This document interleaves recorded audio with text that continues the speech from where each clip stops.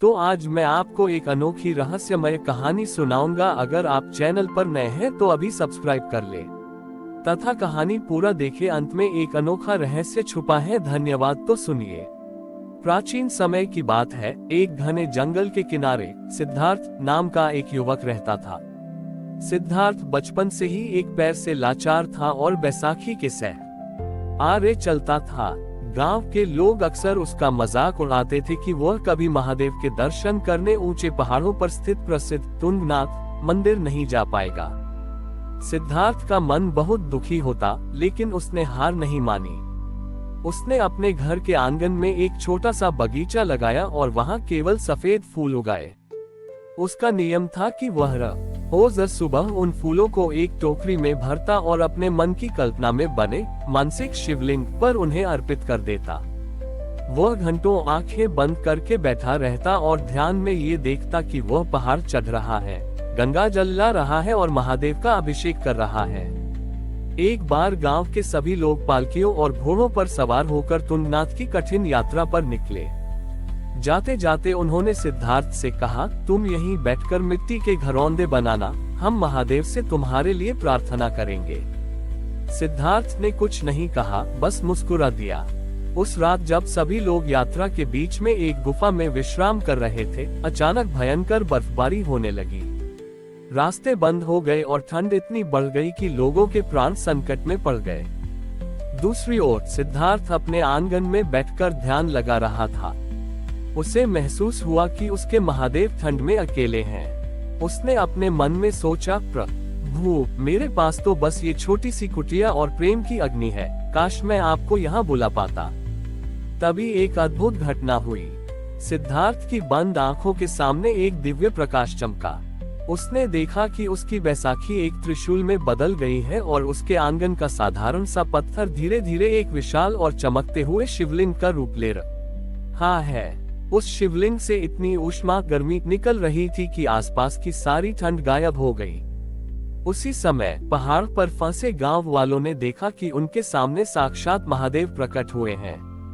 महादेव ने उनसे कहा, तुम लोग यहाँ अहंकार के साथ चढ़कर आए हो कि तुम बलवान हो, लेकिन मेरा एक भक्त नीचे गांव में अपनी अपंगता के बावजूद अपनी आत्मा के बल पर मुझे पुकार रहा है। मुझे उसके प्रेम की गर्माहट यहाँ तक खींच लाई है। महादेव ने अपनी जटाओं से एक ऐसी लहर छोड़ी जिससे रास्ता साफ हो गया और सभी ग्रामीण सुरक्षित नीचे पहुंच गए। जब वे सिद्धार्थ के घर पहुंचे तो उन्होंने देखा कि सिद्धार्थ उसी पत्थर के पास शांति से सो रहा है और उसके आंगन के फूल अब ताजे नहीं बल्कि दिव्य सोने की तरह चमक रहे हैं। गांव वालों का सिर शर्म से झुक गया। उन्होंने जान लिया कि महादेव के पास पहुंचने के लिए पैरों की गति नहीं बल्कि हृदय की व्याकुलता चाहिए। उस दिन के बाद से वह स्थान भक्त हृदय धाम के नाम से जाना जाने लगा। सिद्धार्थ के आंगन में जब महादेव ने साक्षात दर्शन दिए तो उसके जीवन का अर्थ ही बदल गया। वह बैसाखी जो त्रिशूल में बदल गई थी, वह केवल एक अस्त्र नहीं बल्कि सिद्धार्थ के संकल्प का प्रतीक बन गई। जैसे ही सिद्धार्थ की नींद खुली, उसने देखा कि पूरा गांव उसके चरणों में बैठा है। लोग जो कभी उसका उपहास उड़ाते थे, अब उसकी एक झलक पाने को आतुर थे। सिद्धार्थ ने देखा कि उस दिव्य त्रिशूल से एक मंद प्रकाश निकल रहा था। उसने जैसे ही उस त्रिशूल को छुआ, उसके निर्बल पैर में एक बिजली सी दौड़ी और वह बिना किसी सहारे के खड़ा हो गया। यह कोई साधारण चमत्कार नहीं था, महादेव ने उसे कर्म करने की शक्ति प्रदान की थी। लेकिन सिद्धार्थ ने इस शक्ति का उपयोग अपने सुख के लिए नहीं बल्कि दूसरों की सेवा के लिए करने का निर्णय लिया। उस समय राज्य में एक विचित्र संकट आन पड़ा। पहाड़ों के बीच स्थित एक प्राचीन जलधारा सूख गई थी, जिससे कई गांवों में सूखा पड़ गया था। राजा ने बड़े बड़े विद्वानों को बुलाया, लेकिन कोई भी जल का मार्ग नहीं खोज पाया।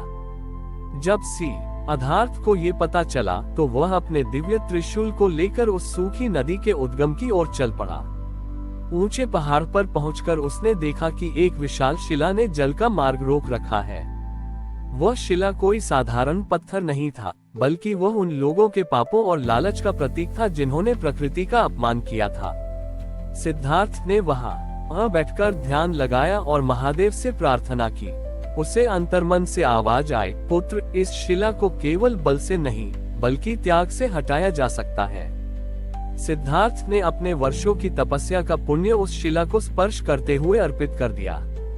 जैसे ही उसका निस्वार्थ भाव उस पत्थर से टकराया, वह शिला खंड खंड हो गई और शीतल जल की एक विशाल धारा बह निकली। उस जल के स्पर्श से सूखी भूमि फिर से हरी भरी हो गई। राजा ने जब ये देखा तो उन्होंने सिद्धार्थ को राजपुरोहित बनाना चाहा, लेकिन सिद्धार्थ ने विनम्रता पूर्वक मना कर दिया। उसने अपना जीवन उसी पहाड़ की चोटी पर बिताने का निश्चय किया जहां से वह जलधारा निकलती थी। उसने वहां एक छोटा सा आश्रम बनाया जहां वह बीमारों और लाचारों की सेवा करता था। कहते हैं कि आज भी उस जलधारा का पानी कभी कम नहीं होता। लोग मानते हैं कि सिद्धार्थ का वह दिव्य त्रिशूल आज भी अदृश्य रूप में उस जल की रक्षा करता है। सिद्धार्थ ने सिद्ध कर दिया कि महादेव केवल वरदान देने वाले देव नहीं हैं, बल्कि वे वह शक्ति छोटी ही है जो एक साधारण मनुष्य को भी असाधारण बना देती है, बशर्ते उसका उद्देश्य स्वयं से ऊपर उठकर सर्व के लिए हो।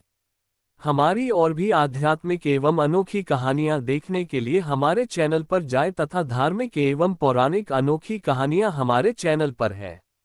कृपया जाके देखें तथा हमारे चैनल को सब्सक्राइब करके रखें और वीडियो लाइक जरूर करें। धन्यवाद।